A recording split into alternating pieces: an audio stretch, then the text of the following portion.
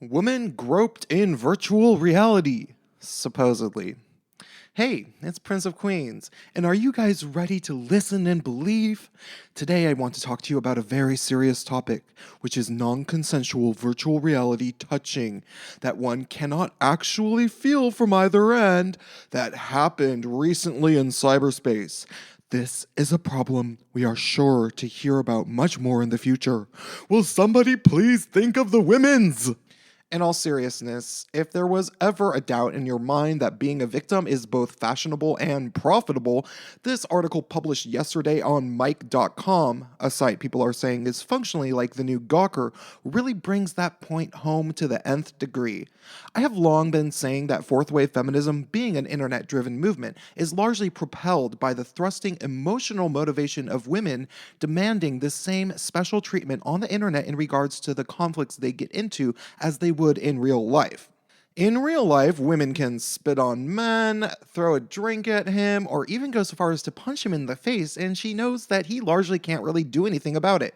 Not all women abuse this privilege, of course, but many of them certainly do, and we all know it because it starts by the time kids are toddlers, really. Over the past 4 years, especially, fourth wave feminists have tried to shift the goalposts of what is considered gendered abuse so flagrantly that it has become almost impossible to disagree with a feminist online without them accusing you of harassment.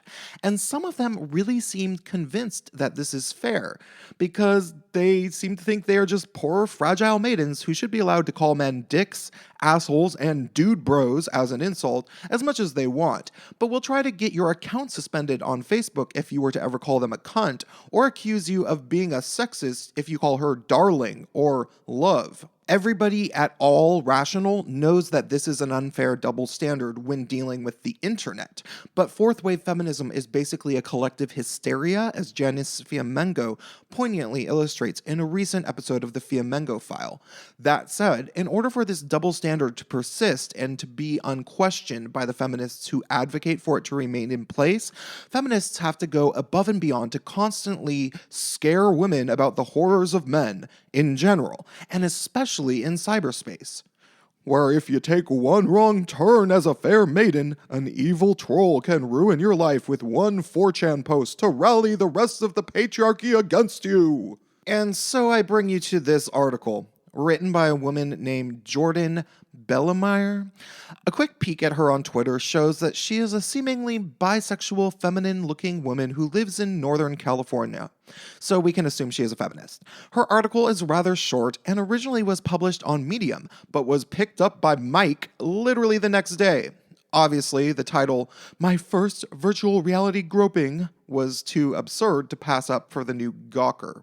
In the article, she describes how real the VR experience seemed and how at first she totally loved it. She was playing an archery game where you shoot zombies with a bow and arrow. It was awesome, of course, until a male player by the name of Big Bro 442 noticed her female voice and got close to her.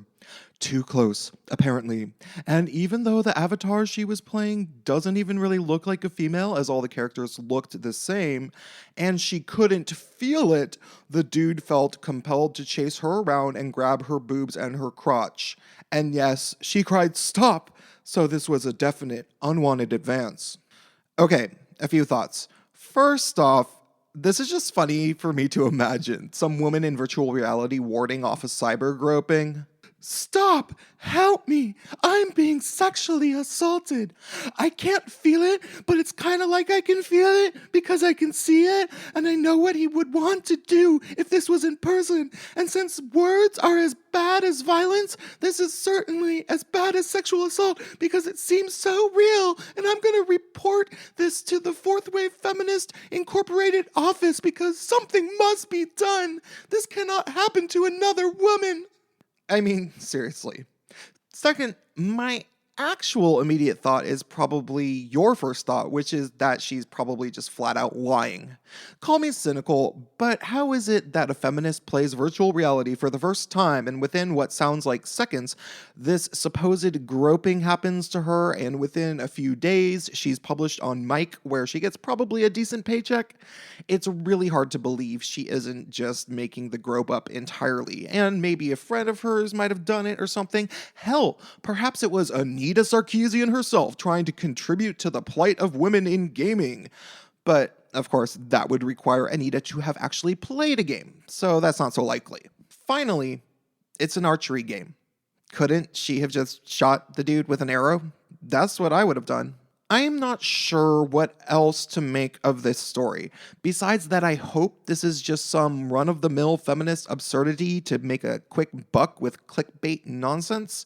I certainly hope there isn't some sinister agenda to begin policing virtual reality with feminist double standards. But it's the current year, and we can't really put anything past them. Thanks for watching and stay tuned.